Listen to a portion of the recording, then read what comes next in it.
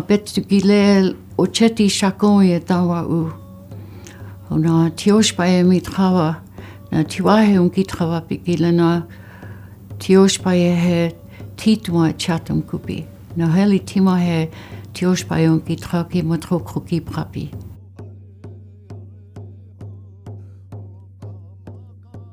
I don't ever remember learning my language. I just remember knowing it and being it and speaking it.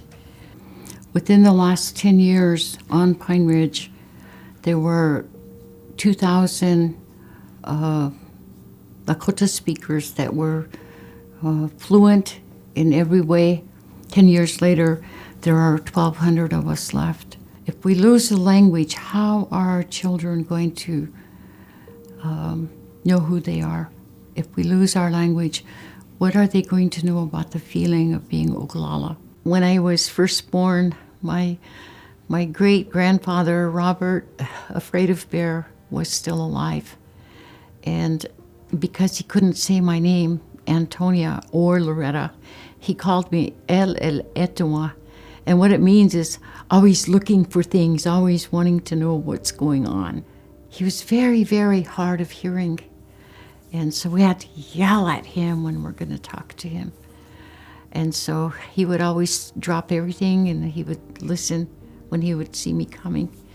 And I would say, Kakak, namach oaki, can you hear me? And he'd say, great-grandchild, some trakoja, nachich oyalo. And I would say, oh, so then I would talk our language with him. He thought it was the most awesome thing because here I was this little 2 feet little girl and I could talk our language. Well, my grandpa, he would say, we have to go to ceremony, so that night, my grandmas would get ready and the food would be done and the sacred food, and off we would go. And we would be in ceremony, and I love being there. It was an amazing journey for me because I learned about spirit. I learned about the types of elements that are present in that ceremony, and I really liked it. Even back then, I realized that I loved my ways. I loved what we were doing. When the lights were turned out or the windows were covered and the medicine man was in the front and the grandmas would be sitting and the singers would be singing, the eagles would be coming, the rattles would be rattling, there would be so much activity going on, and you hear these little people voices talking really fast, and I could hear them because they talked the language. They talked my language. I found myself carrying my mother's work on. We had an invitation come seeking grandmothers, and the invitation read that they wanted to invite my mothers to a gathering in Phoenicia, New York, in the Catskills. And so I asked my mother if she wanted to come, I would bring her. And she said, what do we have to do? So I said, you just have to be grandmas. You just have to give your knowledge and love everybody and embrace the world and right everything there is in the world that's wrong. Can you do that? And she said, yeah, of course we can. They asked those grandmas, what do you want to put on this agenda for the grandmothers? What are the important things that you want to put on here? And my mother said, I want 2 things. I want the papal bulls rescinded and thrown out so that our people could stand up again and be free of that.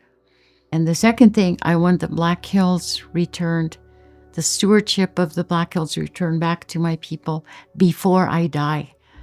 And I stopped short and I thought, those are 2 of the most impossible things that I have ever heard.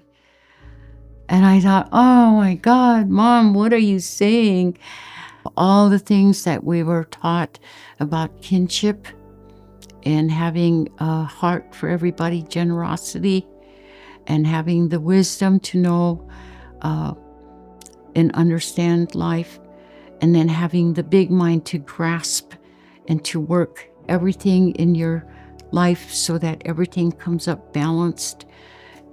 A lot of that got eroded. And so Today, part of what I'm doing here is I would like to leave these teachings from my Afraid of Bear line, my George Sword teachings, to my younger grandchildren and to the younger nephews and nieces, so that they have a line to follow. They're feeling disrespected. They're feeling, every diss that you can think of in the world.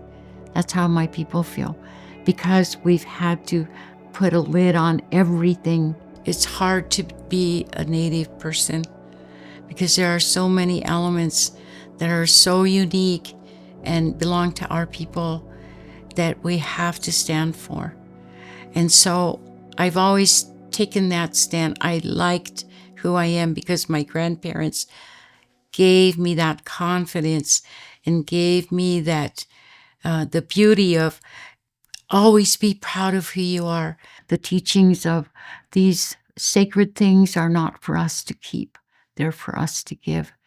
And that's where I began following this line of spirit work and where I stepped into it.